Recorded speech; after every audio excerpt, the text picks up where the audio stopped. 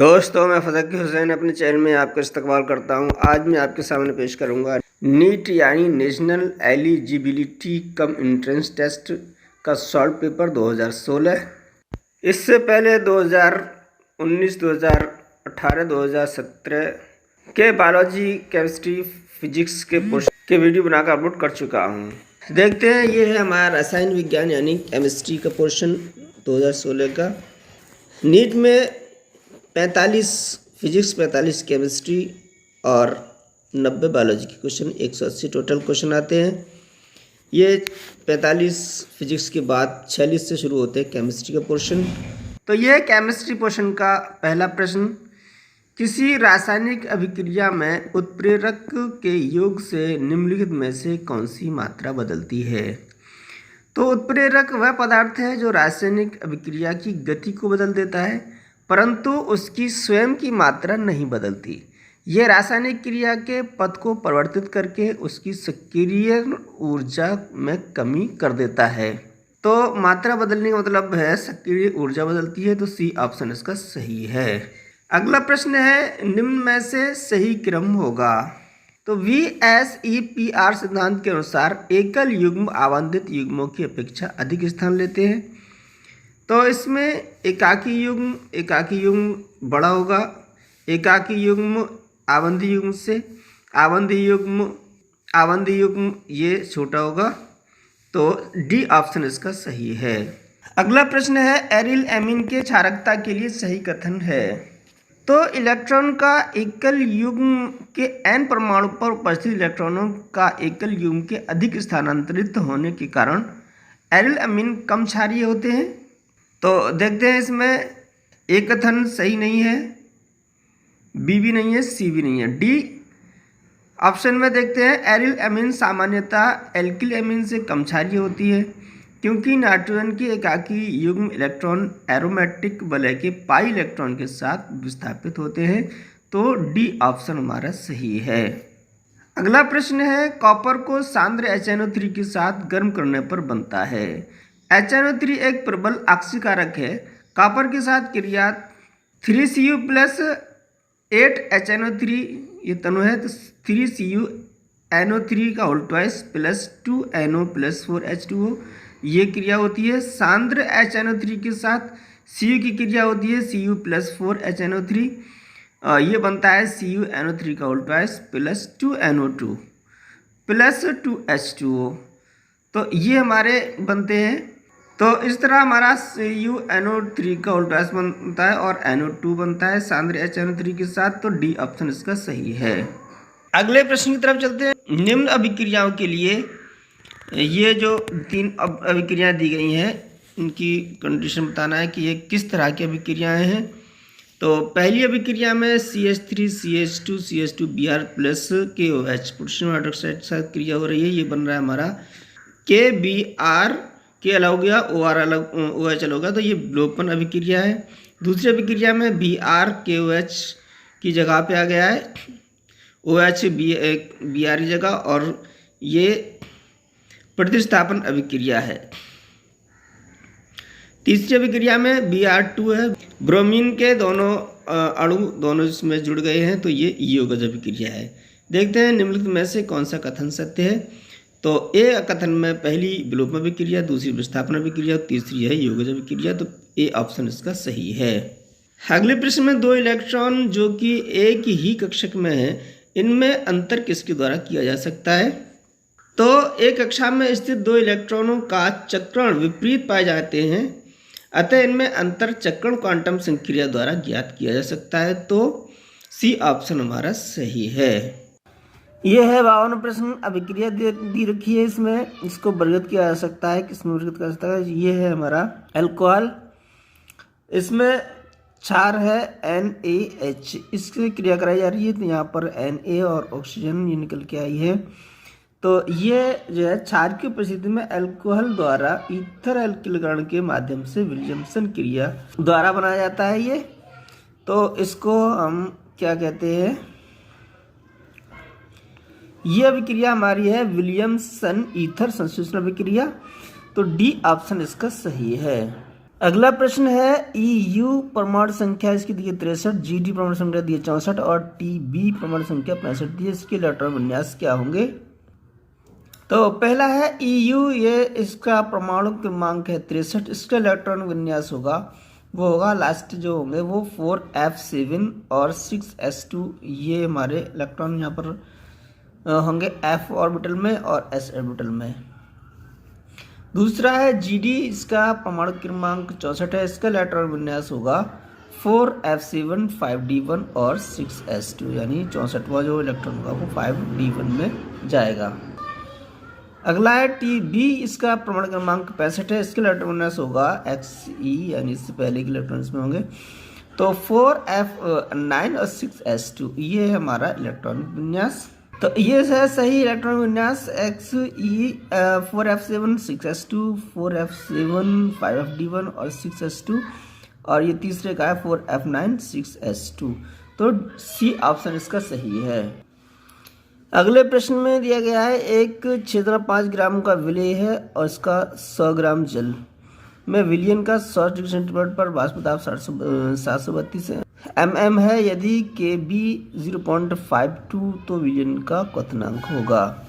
तो राउल्ट के नियमानुसार P0 minus PS upon PS ये अनुपात होता है हमारा number of solvable upon number of solvent है 760 माइनस PS यानी विलयन का वाष्प दाब 732 अपॉन 732 बराबर नंबर ऑफ सॉल्वेबल, इसकी मात्रा है 6.5 ग्राम और इसमें एटॉमिक वेट हमारा m है अपॉन जल 100 ग्राम है और इसका एटॉमिक वेट होता है 18।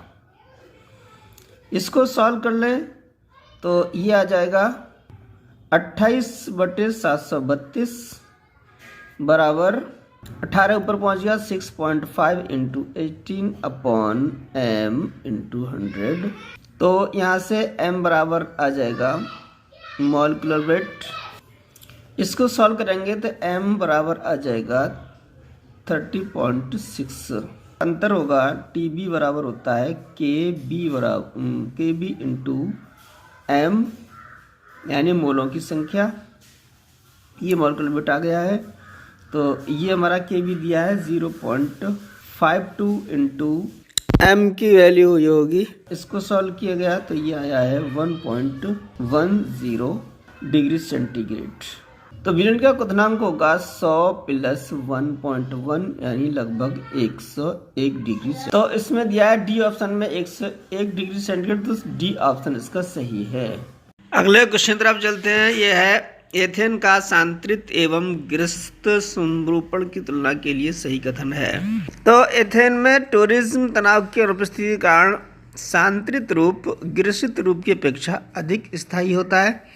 तो सी ऑप्शन में देख रहे हैं कि एथेन का सांत्रित समरूपण ग्रस्त समरूपण से अधिक स्थायी है, क्योंकि सांत्रित रूपण में मरोड़ी विकृति नहीं है। तो सी ऑप्शन इसका सही है। अगला प्रश्न है निम्नलिखित लक्षणों में से कौन सा अधिशोषण से संबंधित है। तो अधिशोषण जो है वो एक स्वतः प्रकृति वाली प्रक्रिया है, अतः इसमें ऊर्जा कम होती है, इसलिए डेल जी डेल एच और डेल एस सभी ऋणात्मक होते हैं। तो ए ऑप्शन इसका सही है। अगले प्रश्न में स्तंभ फर्स्ट और स्तंभ सेकंड दिए गए हैं, इनका मिलान करना है। स्तंभ में दिए गए यौगिकों को उनके संकर्ण आकार जो कि स्तंभ सेकंड में दिए गए हैं को मिलाएं तथा सही विकल्प को चिन्हित कीजिए। स्तंभ फर्स्ट में ए जो है XeF6 ये है विकृत अष्टफलकीय, तो इसका मिलान फर्स्ट से फर्स्ट का ही हो जाएगा। XeO3 ये है हमारा पिरामिडीय, तो बी के सामने होगा 3।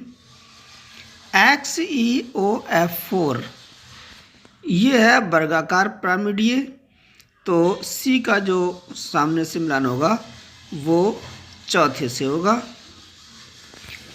और लास्ट डी में है XeF4 ये है वर्ग समतली, तो इसका 2 से मिलान होगा।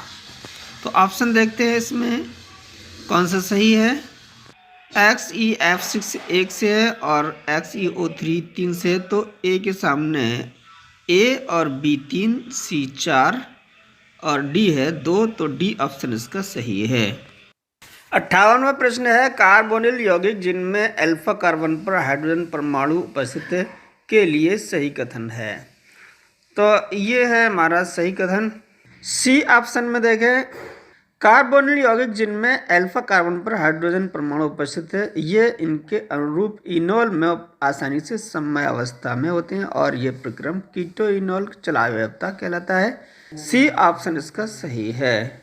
अगले प्रश्न में देखें तो प्रोटीन अणु में विभिन्न एमिनो अम्ल एक दूसरे से जुड़े रहते हैं। तो प्रोटीन अणु में विभिन्न एमिनो अम्ल एक दूसरे से पेप्टाइड आवंतित के द्वारा जुड़े होते हैं। तो बी ऑप्शन इसका सही है। अगले प्रश्न में स्तंभ फर्स्ट के उल्लेख को स्तंभ सेकंड के उल्लेख से मिलाएं, सही संकेत पद्धति। इसमें स्तंभ फर्स्ट में साइनाइड प्रक्रम, इस साइनाइड प्रक्रम के जरिए से ए यू का मिश्रण किया जाता है, तो ए के सामने होगा 4। दूसरे में फैन प्लवन विधि, तो इस विधि से ZNS का प्रसाधन किया जाता है, तो बी के सामने 2 होगा। सी में है विद्युत अपघटनीय अपकचन, तो इसके जरिए से Al का निष्कर्षण यानी एल्यूमिनियम का निष्कर्षण किया जाता है और बड़ा इसके बाद बचा है मंडल परिष्करण, तो ये बचा है हमारा इससे अतिशुद्ध GE, तो डी के सामने होगा फर्स्ट। तो ऑप्शन देखते हैं इसमें कौन सा ऑप्शन सही है।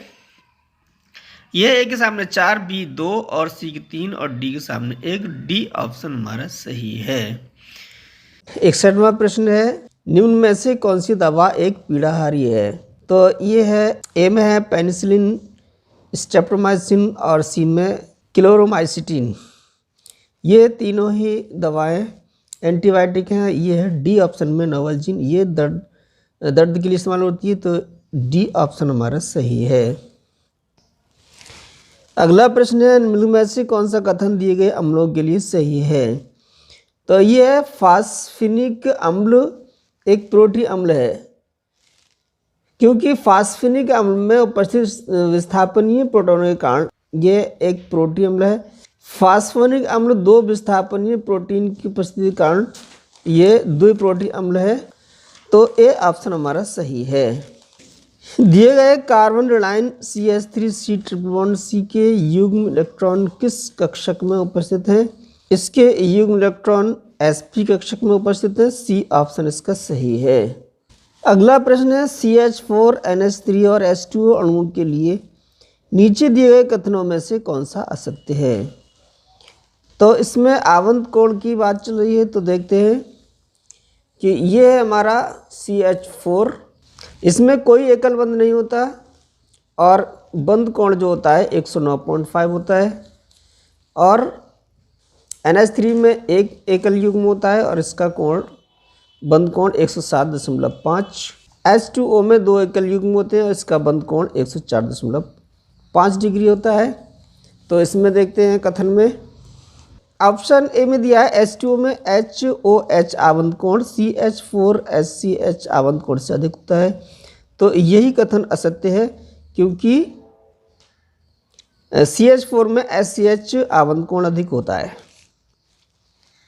और H2O में कम होता है, तो ए ऑप्शन हमारा सही है। निम्नलिखित में से कौन सा कथन सत्य है, जब SO2 को K2Cr2O7 के विलयन में से पास किया जाता है। जब हम SO2 यानी सल्फर डाइऑक्साइड को अम्लीय K2Cr2O7 के विलयन में मिलाते हैं तो हरे रंग का क्रोमियम सल्फेट बनता है। तो ये हमारा बन रहा है क्रोमियम सल्फेट, इसका रंग हरा होता है, और Cr यानी क्रोमियम की ऑक्सीजन संख्या +6 से +3 हो जाती है। तो ऑप्शन में देख रहे हैं, सी ऑप्शन में हरा Cr2SO4 का होल थ्रास यानी क्रोमियम सल्फेट बनता है, तो सी ऑप्शन हमारा सही है।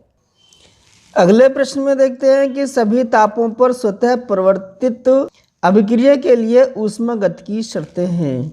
गिब्स हेल्महोल्ट्ज समीकरण द्वारा स्वतः होने की क्रिया को ज्ञात करने के लिए ये समीकरण हमारा है del G और del H minus T del S. तो क्रिया स्वतः होने के लिए डेल्टा जी जो है उसका मान माइनस में आना चाहिए, और इसे माइनस में लाने के लिए ये 0 से बड़ा हो डेल्टा एस और ये 0 से छोटा होना चाहिए, तभी डेल जी हमारा जो है माइनस में आएगा। तो देखते हैं यहाँ पर डेल एच जो है लेस देन 0 और डेल एस जो है ग्रेटर देन 0 होना चाहिए। तो ये शर्तें हैं वो बी शर्तें हैं, बी ऑप्शन में दी गई शर्तों को हम सही मानते हैं, तो बी ऑप्शन हमारा सही है। अगला प्रश्न है प्राकृतिक रबर में। तो प्राकृतिक रबर जो है वो आइसोप्रीन का रैखिक बहुलक है, तो डी ऑप्शन हमारा सही है। निम्नलिखित में से कौन सा क्रम दिए गए गुणधर्म के परिवर्तन के अनुसार सहमत नहीं है?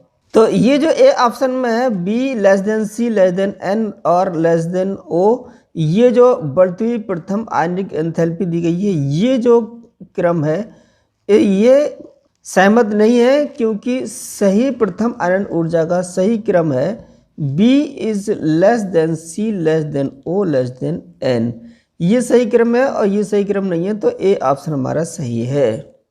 निम्न में से कौन सा अभिकर्मक सिस साइक्लोपेंटावन 2 डाइऑल एवं इसके ट्रांस समायोगी में भेद करेगा?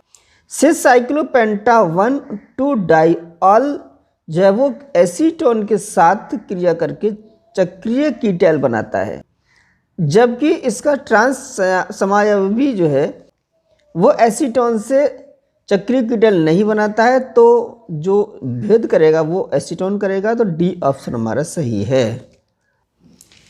अगला प्रश्न है नाइट्रोजन की CaC2 के साथ अभिक्रिया से प्राप्त उत्पाद है। तो ये हमारा CaC2 यानी कैल्शियम कार्बाइल। तो जब कैल्शियम कार्बाइल उच्च ताप पर नाइट्रोजन के साथ क्रिया करता है तो कैल्शियम साइनामाइड बनाता है, जिसे नाइट्रोलियम कहते हैं। तो ये क्रिया होती है CaC2 यानी कैल्शियम कार्बाइल, इससे क्रिया होती है नाइट्रोजन से और ये उच्च ताप पर क्रिया होगी, तो इससे बनेगा हमारा CaCN2 प्लस C। अब ये हमारा बनेगा कैल्शियम साइनामाइड। तो ऑप्शन देखते हैं, CaCN भी गलत है, CaCN3 गलत है, CaCN भी गलत है। यहाँ पर दिया है CaCN का होल ट्वाइस, तो ये हमारा यहाँ मिस्टेक हो सकती है, यहाँ होना चाहिए CaCN2 यानी कार्बन जो है अलग हो गया है, तो डी ऑप्शन हमारा सही है। चलते हैं 71वें प्रश्न की तरफ। द्रव में गैस का जो उदाहरण है वो विलयन है झाग। गैस में ठोस ये है जैसे वायु में धूल होती है, गैस में गैस ये हमारे वातावरणीय वायु में जैसे गैस में गैस मिली हुई है, ये गैस में द्रव ये है धुंध कोलाइड विलयन, तो डी ऑप्शन हमारा सही है। निम्नलिखित में से कौन क्रम हैलोजन अणुओं की आबंध वियोजन एंथैल्पी के लिए सही क्रम है? तो जैसे जैसे आकार बढ़ता है बंध वियोजन एंथैल्पी कम होती जाती है, तो इसमें जो सही क्रम होगा Cl2 ग्रेटर देन Br2 और Br2 ग्रेटर देन F2 और F2 ग्रेटर देन है I2, तो हमारा ए ऑप्शन सही है। हाइड्रोजन एवं ऑक्सीजन गैसों के समान मोलों को एक पात्र में रखा गया है जो कि एक सूक्ष्म छिद्र के द्वारा पलायन कर सकते हैं। हाइड्रोजन के आधे पलायन में लगे समय में ऑक्सीजन का कितना अंश पलायन करेगा? तो स्मॉल NO2 मोलों की संख्या मान लें और कैपिटल MO2 आणविक द्रव्यमान माने, तो आणविक द्रव्यमान और विलोपित मोलों की संख्या में जो संबंध होगा वो होगा NO2 बटे NH2 बराबर root M N capital MH2 बटे MO2, यानी कैपिटल M है आणविक द्रव्यमान और स्मॉल n जो है मोलों की संख्या है। तो यहाँ पर देखें तो ये बराबर हो जाएगा MH2 आणविक द्रव्यमान होता है इसका 2 और ऑक्सीजन का द्रव्यमान होता है 32, तो इसे कट जाएगा, ये हो जाएगा 1/16 का वर्गमूल लेना, तो ये 16 का वर्गमूल होता है 4, तो ये आ जाएगा 1/4। अब NO2 के मोलों की संख्या निकालना है हमें और NH2 का आधा भाग यानी 1 से आधा, तो जो 0.5 हो जाएगा। यहाँ से हम इसको सॉल्व करें तो ये आ जाएगा NO2, यानी ऑक्सीजन का जो पलायन किया हुआ मोलों की संख्या होगी वो कितनी होगी, 0.5 ऊपर आ जाएगा, 0.5/4। तो ये आ जाएगा हमारा 1/8। तो ऑक्सीजन का 1/8 अंश पलायन कर जाएगा, तो डी ऑप्शन हमारा सही है। 74वें प्रश्न में लिथियम की BCC संरचना है, इसका घनत्व 530, ये -3 जो है एम पे होना चाहिए, किलोग्राम पर मीटर क्यूब, तथा परमाणु द्रव्यमान 6.94 ग्राम पर मोल है। लिथियम धातु की एकक कोष्ठिका की कोर की लंबाई क्या होगी, जबकि Na की वैल्यू दी गई है। तो इसका जो है जो कुछ दिया है वो नोट कर लेते हैं। लिथियम BCC संरचना है, लिथियम का घनत्व दिया गया है ρ बराबर 530 किलोग्राम पर मीटर क्यूब, और परमाणुक द्रव्यमान m का मान दिया गया है 6.94 ग्राम पर मोल। आवागाद्रो संख्या है Na बराबर 6.02 इंटू 10⁻⁻³ पर मोल, और प्रति इकाई काष्ठिका के परमाणु संख्या Z बराबर 2। तो घनत्व जो है वो रो अगर मान लेते हैं तो ये Zm/Na से दिया जाता है, और जहाँ स्मॉल a जो है वो काष्ठिका के कोर की लंबाई है, और इस a को हम अगर निकालें तो a बराबर आ जाएगा √Zm/Na रो। अब z की वैल्यू हमारी 2 और m की वैल्यू 6.94 इंटू 10⁻⁻3, क्योंकि ये किलोग्राम में है, इसे ग्राम में बदल दें तो +3 हो जाएगा, अपॉन Na की वैल्यू दी गई है 6.02, यानी एवोगाद्रो संख्या है ये, इंटू 10⁻23, और रो की वैल्यू दी गई है 530 किलोग्राम पर मीटर क्यूब। तो इसको भी क्रम बदलें तो ये हो जाएगा -10⁻³ तो इसको सॉल्व अगर हम करते हैं तो हमारा a की वैल्यू आती है 352 10⁻12 मीटर। तो हम इसको ले सकते हैं 352 पिकोमीटर। 352 पिकोमीटर, ए ऑप्शन हमारा सही है। 75वां प्रश्न है, बेंजीन एवं टॉल्यूइन के 1:1 आदर्श मोलर मिश्रण के संयोजन के लिए निम्न में से कौन सा कथन सत्य है। कल्पना करें कि तापमान 25 डिग्री सेंटीग्रेड पर स्थित है। दिए गए दाब 25 डिग्री सेंटीग्रेड पर बेंजीन 12.8 किलो पास्कल और टॉल्यूइन है 3.85 किलो पास्कल। तो इन कथनों में देखना है कौन सा कथन सत्य है। जब संगठक में उच्च वाष्प दाब होता है तो वाष्प प्रावस्था में इसका प्रतिशत अधिक होता है, तो वाष्प में बेंजीन की अधिक प्रतिशतता होगी, तो डी ऑप्शन ये कथन जो है वो सही है। निम्नलिखित में से किस CO आबंध की लंबाई अधिक है। तो इसमें कार्बोनिल के धातु संकुल पर जैसे जैसे ऋणात्मक आवेश बढ़ता है पश्च पाई बंध की क्षमता बढ़ती जाती है, यानी CO आबंध की लंबाई भी बढ़ेगी। तो सबसे कम जो ऋणात्मक आवेश है वो है इस पे MnCO का होल 6 पर प्लस है, इसमें सबसे कम ऋणात्मकता है, तो CO आबंध की सबसे कम लंबाई इसकी होगी, सी ऑप्शन में है MnCO होल 6, और इससे ज़्यादा होगी NiCO होल 4, और उससे ज़्यादा होगी CO का होल 4, और सबसे अधिक जो लंबाई होगी वो FeCO होल 4, ये -2 इस पर चार्ज है, ऋणात्मक आवेश सबसे अधिक है, तो बी ऑप्शन हमारा सही है। अगला प्रश्न है, निम्न में से अम्लता का सही क्रम है। हैलोजन की ऑक्सीजन अवस्था के अनुसार Cl की ऑक्सीकरण अवस्था बढ़ने के साथ ऑक्सी अम्ल की अम्लता बढ़ती है। तो इसमें देख रहे हैं, इसमें जो क्रम लगा हुआ है उसके हिसाब में देखें, ए ऑप्शन में है, इनमें HClO में Cl की जो ऑक्सीकरण संख्या है वो +1 है, और HClO2 में +3, इसमें +1, और HClO3 में +5, और HClO4 में +7 अक्षर संख्या है। तो सबसे अधिक जो अम्लता होगी वो होगी HClO4 की, और सबसे कम होगी इसकी। ये बढ़ता हुआ क्रम सही क्रम है, तो ए ऑप्शन हमारा सही है। अगले प्रश्न में अभिक्रिया में इसमें अभिक्रिया दी गई है, इस एसिटिलीन से X बनता है और X से फिर Y बनता है, तो X और Y क्या क्या बनते हैं ये हमें देखना है। तो NaNH2 या लिक्विड NH3 द्रव क्षार की भांति कार्य करता है, इसलिए जो है एसिटिलीन से एसिटाइल हाइड्रोजन बनाता है जो अल्काइलेशन करके 2 ब्यूटान बनाता है। तो X जो बनेगा वो 2 ब्यूटान बनेगा। इसमें भी है, A में और B में। अब देखते हैं Y। आगे चलकर इसमें NaNH2 और NH3 द्रव से विक्रिया करके एथिल ब्रोमाइड लब्धि के पश्चात 3 हेक्साइन बनाता है। तो इसमें X है 2 ब्यूटाइन और Y है 3 हेक्साइन। तो A ऑप्शन हमारा सही है।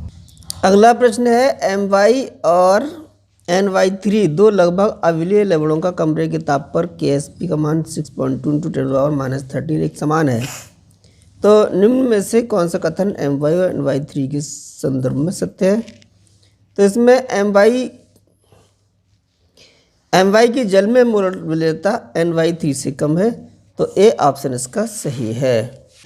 अगला प्रश्न है बेंजीन का नाइट्रीकरण H2SO4 एवं HNO3 की उपस्थिति में हो रहा है।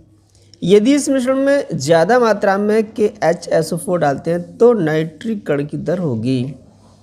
तो सांद्र H2SO4 तथा HNO3 की उपस्थिति में बेंजीन के नाइट्रीकरण के द्वारा नाइट्रोबेंजीन का निर्माण होता है। तो HSO4 डालने से वेग धीमा हो जाएगा, नाइट्रीकरण की जो दर है वो धीमी हो जाएगी। तो ये ऑप्शन हमारा सही है। अगला प्रश्न है एल्डिहाइड एवं प्राथमिक एमीन की अभिक्रिया से बना उत्पाद। तो एल्डिहाइड और प्राथमिक एमीन से जो अभिक्रिया होती है उसमें RC double bond N R और सिंगल बॉन्ड H ये हमारा सिर्फ बेस बनता है। तो D ऑप्शन हमारा सही है। अगला प्रश्न है 298 केल्विन पर शुद्ध जल में H2 यानी हाइड्रोजन इलेक्ट्रोड का विभव शून्य करने के लिए आवश्यक H2 यानी हाइड्रोजन दाब कितना होगा? तो ये हाइड्रोजन दाब निकल के आया है 10⁻14 वायुमंडलीय दाब। तो D ऑप्शन इसका सही है। अगला सवाल है RNA एवं DNA के संबंध में सही कथन है। तो RNA की फॉर्म है राइबोस न्यूक्लिक एसिड और DNA की है डीऑक्सी राइबोस न्यूक्लिक एसिड। तो DNA में 2 सर्पिलाकार वलयित वलय परस्पर जुड़े होते हैं। प्रत्येक वलय में एक आंतरिक रूप में डीऑक्सी राइबोस शर्करा तथा फास्फेट समूह सामर्थ्य में रहता है, जबकि RNA में पेंटोज शर्करा समान संरचना में राइबोस शर्करा के रूप में पाया जाता है। तो ये है A ऑप्शन में RNA में शर्करा घटक राइबोस है और DNA में शर्करा घटक 2 डीऑक्सी राइबोस है। तो A ऑप्शन हमारा सही है। निम्न में से कौन सी एक गैर अपचायक शुगर है? तो ये चारों ही शुगर हैं। इनमें सुक्रोज जो है वो गैर अपचायक शुगर है, क्योंकि ग्लूकोज का CH भाग एवं फ्रक्टोज का C डबल बॉन्ड O भाग ग्लूकोसाइड बंध द्वारा जुड़ा रहता है। तो C ऑप्शन हमारा सही है। निम्नलिखित में से कौन सा कथन हाइड्रोजन के लिए असत्य है? तो हाइड्रोजन आयनिक लवणों में धनायन की तरह व्यवहार नहीं करता है। ये सही है, क्योंकि ये ऋणायन की तरह व्यवहार करता है लवणों में हाइड्रोजन। बी में हाइड्रोनियम आयन H3O+ का अस्तित्व विलयन में मुक्त रूप से होता है। ये भी सही है। डाई हाइड्रोजन अपचायक के रूप में कार्य नहीं करता। तो ये कथन असत्य है, ये अपचायक के रूप में काम करता है। ये C ऑप्शन हमारा सही है। हाइड्रोजन के 3 समस्थानिक हैं, जिसमें से ट्राइटियम प्रचुरता में है। तो ये भी कथन सही है। तो C और D दोनों ही इसमें सही लग रहे हैं। देखें नीचे दिए गए द्रव वाष्प साम्यावस्था निम्न में से कौन सा संबंध सही है? ये हमारी द्रव को अगर गर्म करते हैं तो वाष्प बदल जाता है, वाष्प को ठंडा करें तो द्रव में बदल जाता है। तो द्रव वाष्प साम्यावस्था के लिए तो इसमें C ऑप्शन में है D log P/dt = del HV/RT², जहाँ del HV जो है वो वाष्पीकरण की ऊष्मा है। तो C ऑप्शन हमारा सही है। अगले प्रश्न में देखें निम्न में से कौन सा बाइफिनाइल प्रकाशिक सक्रिय है? A ऑप्शन में इसमें क्या होता है, बाइफिनाइल यौगिकों में बेंजीन वलय की आर्थिक स्थिति पर त्रिविम बाधा के परिणाम स्वरूप उचित प्रतिस्थापन होता है। यह त्रिविम बाधा बाइफेनिल यंत्र को असमतलीय बनाता है, अतः यह जो है हमारा प्रकाशिक सक्रिय यौगिक होते हैं। तो A ऑप्शन हमारा सही है। निम्नलिखित में से कौन सा कथन असत्य है? पहले कथन में Ca+ आयन रक्त को जमाने के लिए महत्वपूर्ण है, तो ये कथन हमारा सही है। बी ऑप्शन में Ca+ आयन हृदय गति को नियमित रखने में महत्वपूर्ण नहीं है, तो ये जो कथन है वो कथन गलत है, असत्य है, क्योंकि Ca++ आयन निरंतर हृदय स्पंदन के लिए अत्यधिक महत्वपूर्ण है। और Mg++ आयन पौधों के हरे भागों में के लिए महत्वपूर्ण है, ये भी सही है। आयन ATP के लिए भी संकर बनाते हैं, ये भी सही है। क्योंकि ये बी ऑप्शन में जो कथन है वो असत्य है, तो बी ऑप्शन हमारा सही है। A+ आयन एवं B- आयनों की आयनिक त्रिज्याएं क्रमशः दी गई हैं 0.89 × 10⁻10 मीटर एवं 1.81 × 10⁻10 मीटर है। AB में प्रत्येक आयन की उप सह संयोजन संख्या होगी। तो प्रश्न में A+ आयन की आयनिक त्रिज्या दी गई है 0.89 × 10⁻10 मीटर और B- आयन की आयनिक त्रिज्या 1.81 × 10⁻10 मीटर दी गई है। तो फिर हम पहले आयनिक त्रिज्याओं का अनुपात निकाल लेते हैं। तो 0.89 × 10⁻10 अपॉन 1.81 × 10⁻10, ये 10⁻10 कट गए हैं। 0 2 के बाद यहाँ भी है पॉइंट, 2 के बाद यहाँ भी पॉइंट है, तो ये पॉइंट से पॉइंट हट जाएगा। 98/181 ये आ जाएगा। इसको हम डिवाइड करें तो ये आ रहा है 0.541, ये अनुपात आ गया है। तो हम जानते हैं कि यदि आयनिक त्रिज्याओं का अनुपात जो है 0.441 से 0.7321 इस परास के बीच में हो, जो कि ये दिखाई दे रहा है 0.541 है, तो इनके बीच में ही है। तो फिर आयन की जो संरचना होगी वो अष्टफलकी होगी और अष्टफलकीय संरचना की उप सहसंयोजन क्षमता 6 होती है। तो 6 दिया है हमारे डी ऑप्शन में, तो डी ऑप्शन ही हमारा सही है।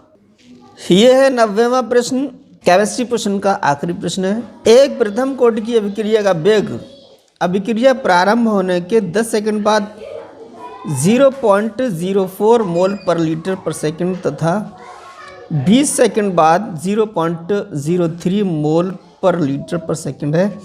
इस अभिक्रिया की अर्ध आयु काल क्या होगी?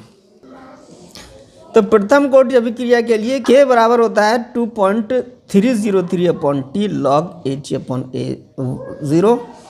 तो ये हमारा अभिक्रिया का वेग 2.303/T, टाइम जो है प्रारंभिक समय है वो 10 लॉग, वेग है वो 20 सेकंड बाद है 0.04/0.03।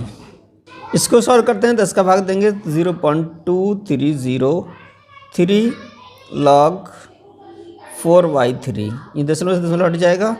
0.2303 log 4/3 की वैल्यू 0.124, इसको मल्टीप्लाई करें तो ये आ जाएगा हमारा K का मान 0.287। हम जानते हैं कि अर्ध आयु T हाफ बराबर होता है 0.693 अपॉन, यहाँ पर 4 के बाद दशमलव आएगा 0 और आएगा, ये आएगा 0.0287। इसको सॉल्व किया तो ये आया है 24.1 सेकंड। तो ये हमारा डी ऑप्शन में 24.1 सेकंड, तो डी ऑप्शन इसका सही है। तो आज की वीडियो में बस इतना ही। आगे वीडियो के हमारे नोटिफिकेशन आप तक पहुंचाएं, इसके लिए हमारे चैनल सब्सक्राइब करें। सारे जहाँ से अच्छा हिंदुस्तान हमारा, हम बुलबुलें हैं इसकी गुलसिता हमारा।